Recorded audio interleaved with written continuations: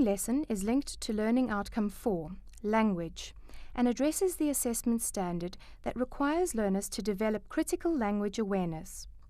Learners should be able to explore how language positions the learner by implicit and explicit messages, values, and attitudes.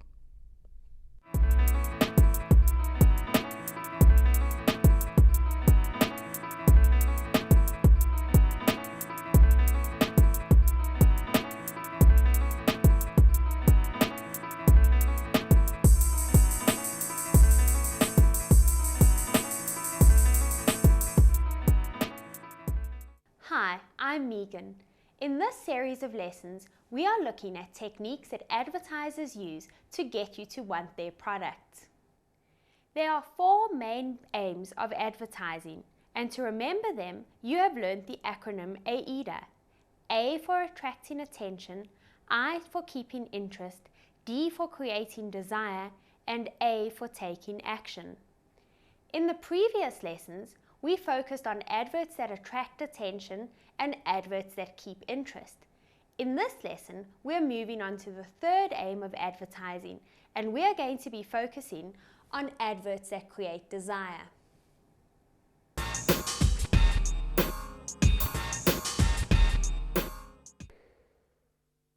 By the end of this lesson, you will be able to identify techniques that advertisers use to create desire for their products. Before we get back to discussing advertising, let's first discuss the psychology behind needs. A psychologist by the name of Maslow came up with what is known as the hierarchy of needs. Here is a summary of his theory. Maslow's hierarchy of needs is depicted as a triangle. The most important needs are at the bottom of the triangle. These are the physiological needs, the ones that the body has to have in order to live, such as food, drink, and sleep. They are at the bottom of the triangle because they are absolutely essential to life. Once you've taken care of your basic needs, what's the next thing you'll have to worry about? Well, you'll want to take care of yourself. So safety forms the next level of this hierarchy. Safety would include things like getting a roof over your head and protecting yourself from threats. Then what's next? Well, once your basic needs are taken care of, you will want to improve your quality of life. So you will take care of your social needs next. You will want to develop relationships to be loved and needed by other people and to fit into a community. And once you've achieved this, you can move on to the next need. This is to build self-esteem. You need to develop self-respect, and you will also want to be respected by other people.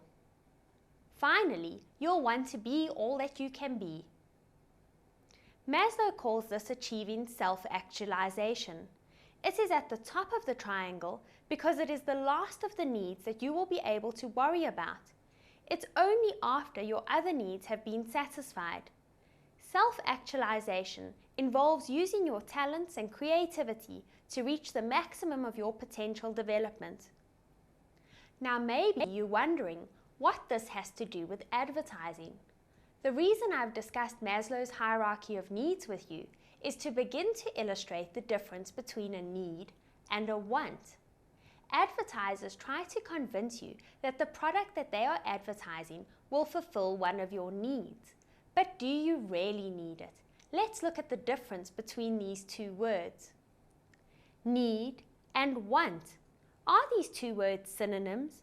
Do they mean exactly the same thing? There's definitely a difference between a need and a want. You need things like food, oxygen, and water. However, you may want things like a trip to Paris, a new DVD player, or perhaps some jewelry. If you don't get these things, your life will go on. You want them, but you don't really need them. Here's an example of where the 2 are sometimes confused.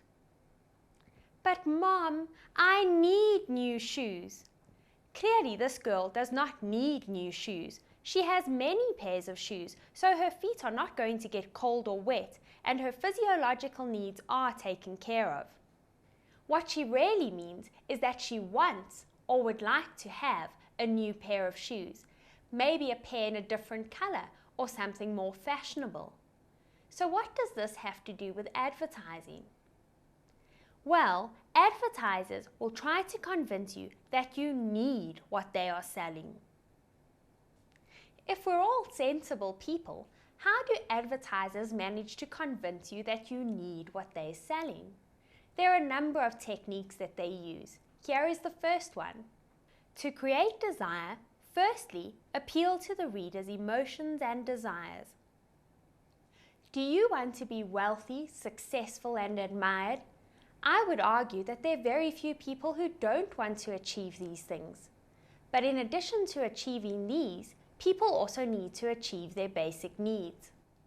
They want to have food, be safe, loved, accepted, and developed to their fullest potential.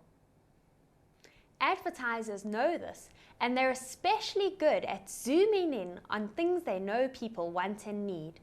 Think of adverts like this. Your family will be safe behind a burglar shield. Adverts like this play on people's emotion of fear and on their love for their families. Adverts like this don't simply say, buy a burglar shield, because an advert like this would have no emotional appeal. And advertisers know that often the most successful adverts are those that appeal to people's emotions and desires. Here's another technique that advertisers use. Flatter the reader. What does it mean to flatter someone? It means to compliment them.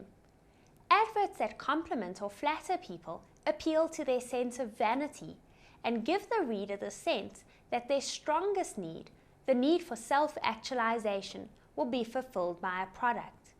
Have you seen adverts that say something like, go ahead, spoil yourself, you deserve an exotic holiday? Or, you are wealthy and successful, so why not spoil yourself with a luxury car? These adverts are attempting to convince people that their needs for self-actualization can be fulfilled by a holiday or a car.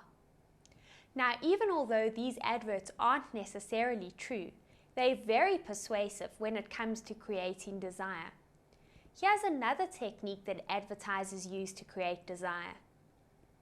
They associate the product with a desirable lifestyle. In South Africa, cigarettes are no longer allowed to be advertised, but when they used to be, they'd show people sailing on yachts or skiing down mountain slopes. Do these activities, yachting and skiing, have anything to do with smoking? The advertiser's intention here was to convince people that smoking was part of a glamorous lifestyle, that their brand of cigarette was the key to that lifestyle. Think about sponsorship for a minute. Large companies spend a lot of money to sponsor sports teams or even to sponsor events such as the Olympic Games. What other techniques do advertisers use to get readers or viewers to desire their product? To create desire, advertisers claim success. Now, I'm sure you're all familiar with this type of example. Think about washing powder advertisements that claim that a product is scientifically proven to have better stain-removing power. Why do they tell you this? Advertisers are trying to convince you that their product is the best. Another trick that they use is they dress the actor up in a white coat. This makes the person look like a scientist or a professional, so you're more likely to believe him. What about adverts that say a certain type of painkiller is used by more doctors than any other brand? People trust doctors to know about medicine, so they assume that this product must be the best because doctors recommend it. In today's lesson, we've looked at numerous techniques that advertisers use to get you to desire their product. In the next lesson, we're going to focus on the final step, getting you to actually buy the product. But for now, it's time for today's task.